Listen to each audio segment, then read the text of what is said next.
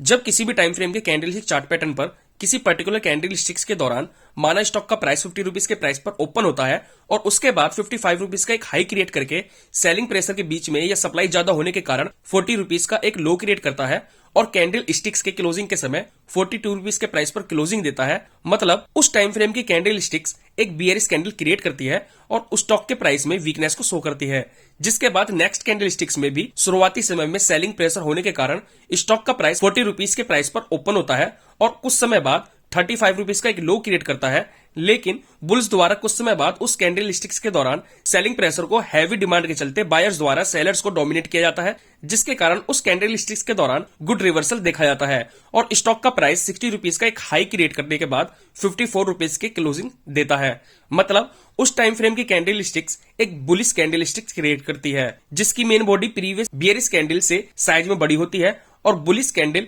अपने पिछले वाली बियरिश कैंडल को एनगल्फ कर लेती है। और जब एक बुलिश कैंडल की मेन बॉडी अपने से पिछली वाली बियरिश कैंडल की मेन बॉडी को एनगल्फ करती है तो यह बुलिश एनगल्फिंग कैंडलस्टिक पैटर्न कहलाता है, जो किसी भी टाइम फ्रेम के चार्ट पर बुलिश रिवर्सल को इंडिकेट करता है और बुलिश पोटेंशियल का संकेत देता है। नमस्कार ट्रेडर्स और निवेशर्स, आपका हार्दिक स्वागत है आपके अपने YouTube चैनल ट्रेडर सीक्रेट पर। और आज इस वीडियो के माध्यम से हम bullish engulfing and bearish engulfing candlesticks के बारे में जानेंगे और सीखेंगे कैसे आप इन कैंडलस्टिक्स का यूज करके स्टॉक मार्केट में अच्छा प्रॉफिट अर्न कर सकते हैं। तो चलिए शुरू करते हैं। एक्चुअली किसी भी टाइम फ्रेम के चार्ट पर जब किसी डाउन ट्रेंड के दौरान सेलिंग प्रेशर के कारण लगातार बियरिश कैंडल क्रिएट हो रही होती है, तो जब किसी समय किसी सपोर्ट के नजदीक किसी बियरिश कैंडल के बाद कोई बुलिश कैंडल क्रिएट होती है जो साइज में लास्ट रेड कैंडल से बड़ी होती है और बुलिश कैंडल के द्वारा बियरिश कैंडल को कंप्लीटली ढक लिया जाता है या एनगल्फ कर लिया जाता है, तो जब इस टाइप का कैंडलस्टिक टाइप फॉर्मेशन होता है तो उसे बुलिश एनगल्फिंग कैंडलस्टिक पैटर्न कहा जाता है, जो बुलिश पोटेंशियल या बुलिश रिवर्सल का इंडिकेशन देती है।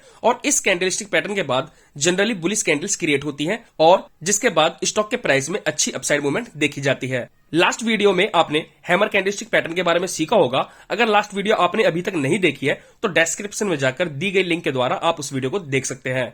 तो जैसा कि आपने हैमर कैंडलस्टिक में सीखा था कि किसी की डाउन ट्रेंड के दौरान जब एक हैमर कैंडलस्टिक पैटर्न क्रिएट होता है तो उस कैंडलस्टिक्स में स्टार्टिंग के सेलिंग प्रेशर को बाद में एक अच्छी डिमांड के चलते बायर्स द्वारा सेलर्स को डोमिनेट किया जाता है, जिसके कारण उस कैंडल में नीचे की ओर एक लॉन्ग शैडो क्रिएट होती है और ऊपर की ओर एक hammer shaped main body create होती है, जो उस टाइम फ्रेम को चार्ट पर बुलिश रिवर्सल का संकेत देती है। लेकिन bullish engulfing candlestick pattern hammer candlestick pattern की तुलना में और ज्यादा बुलिशनेस इंडिकेट करता है, क्योंकि बुलिश हैमर की मेन बॉडी को ऊपर की ओर एक्सटेंड करने पर एक लॉन्ग मेन बॉडी क्रिएट होती है जो प्रीवियस रेड कैंडल या बियरिश कैंडल को पूरी तरह से एनगल्फ कर लेती है। इसलिए बुलिश एनगल्फिंग कैंडलस्टिक पैटर्न मोर रिलेबिलिटी शो करता है और एक अच्छे बुलिश रिवर्सल का इंडिकेशन देता है। अब बात करते हैं बुलिश एनगल्फिंग कैंडलस्टिक पैटर्न के यूजेस के बारे में और जानते हैं कि कैसे आप बुलिश एनगल्फिंग कैंडलस्टिक पैटर्न का यूज ट्रेडिंग के दौरान कर सकते हैं। जब किसी स्टॉक या स्क्रिप्ट में डाउन ट्रेंड चल रहा होता है और जब स्टॉक का प्राइस किसी भी टाइम फ्रेम के चार्ट पर सपोर्ट के नजदीक ट्रेड कर रहा होता है, तो जब एक बियरिश कैंडल के बाद एक बुलिश कैंडल क्रिएट होती है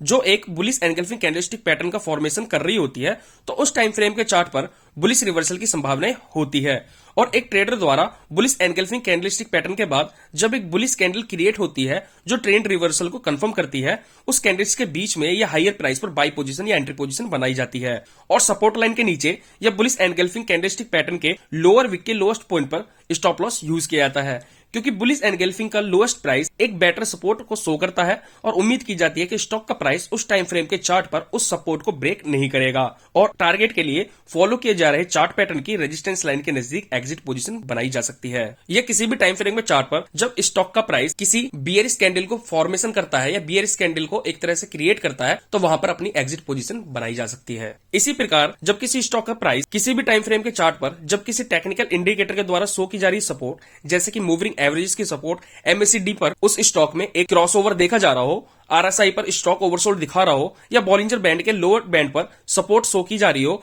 तो एक ट्रेडर द्वारा जब कोई bullish engulfing candlestick pattern formation होता है तो उस स्टॉक या स्क्रिप्ट में नेक्स्ट कंफर्मेशन कैंडल के दौरान बाइंग पोजीशन एग्जीक्यूट की जाती है और स्टॉप लॉस के लिए बुलिश एनगल्फिंग कैंडलस्टिक के लोएस्ट प्राइस पर या सपोर्ट लाइन या मूविंग एवरेजेस के बिलो स्टॉप लॉस प्लेस किया जाता है और प्रॉफिट बुकिंग या टारगेट के लिए स्टॉक द्वारा क्रिएट किए जा रहे स्विंग हाइस या चार्ट पैटर्न के रेजिस्टेंस लेवल के पास एग्जिट पोजीशन एग्जीक्यूट की जा सकती है। हालांकि बुलिश एनगल्फिंग कैंडलस्टिक पैटर्न किसी भी ट्रेंड के दौरान नोटिस किए जा सकते हैं जो ज्यादातर ट्रेंड कंटिन्यूएशन को इंडिकेट करते हैं, और इस तरह क्रिएट हो रहे बुलिश एनगल्फिंग कैंडलस्टिक पैटर्न पर पोजीशन एग्जीक्यूट को अवॉइड करना चाहिए और सपोर्ट के पास ही पोजीशन क्रिएट करनी चाहिए।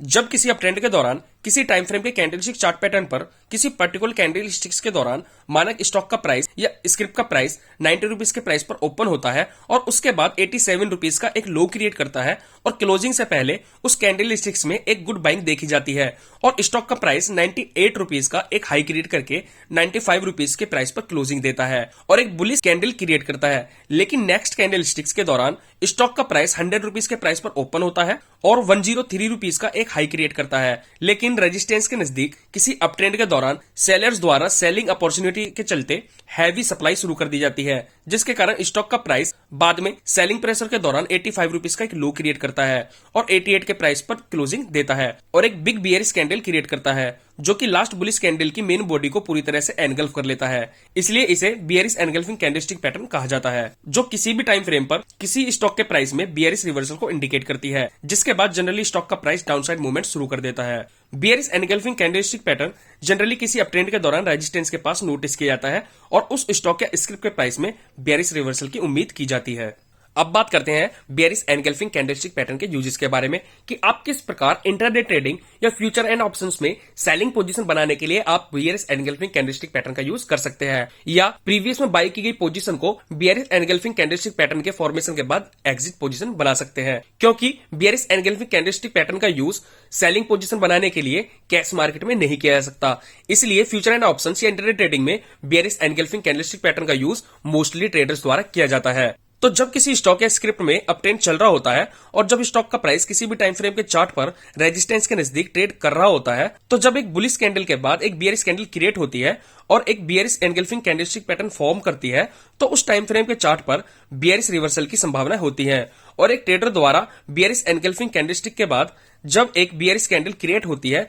जो ट्रेंड रिवर्सल को इंडिकेट करती है, उस कैंडल स्टिक्स के बीच में या लोअर प्राइस पर सेल पोजीशन या एंट्री पोजीशन बनाई जाती है और रेजिस्टेंस लाइन के ऊपर या बियरिश एनगल्फिंग कैंडल पैटर्न के हाईएस्ट प्राइस के ऊपर स्टॉप लॉस यूज किया जाता है और उम्मीद की जाती है कि स्टॉक का प्राइस उस टाइम फ्रेम में उस रेजिस्टेंस लाइन को या उस स्टॉप लॉस को हिट नहीं करेगा और टारगेट के लिए फॉलो किए जा रहे चार्ट पैटर्न की सपोर्ट ट्रेंड लाइन पर एग्जिट पोजीशन बनानी चाहिए। इसी प्रकार जब किसी स्टॉक या स्क्रिप्ट का प्राइस किसी भी टाइम फ्रेम के चार्ट पर जब किसी टेक्निकल इंडिकेटर के द्वारा शो की जा रही रेजिस्टेंस लाइन जैसे कि मूविंग एवरेजेस की रेजिस्टेंस लाइन या आरएसआई पर ओवरबाउट जोन या बॉलिंजर बैंड के अपर बैंड पर वहां पर ट्रेड कर रहा होता है और एक बुलिश कैंडल के बाद एक बियरिश कैंडल वहां पर फॉर्मेशन होता है और वहां पर बियरिश एनगल्फिंग कैंडलस्टिक पैटर्न वहां पर क्रिएट होती है, तो उसके बाद उस स्टॉक के प्राइस में नेक्स्ट बियरिश कैंडल के बाद वहां पर अपनी सेलिंग पोजीशन एग्जीक्यूट की जा सकती है इंट्राडे ट्रेडिंग के दौरान या फ्यूचर एंड ऑप्शन में सेलिंग पोजीशन बनाने के दौरान। और टारगेट के लिए सपोर्ट के नजदीक या जो उसका नेक्स्ट स्विंग लो होता है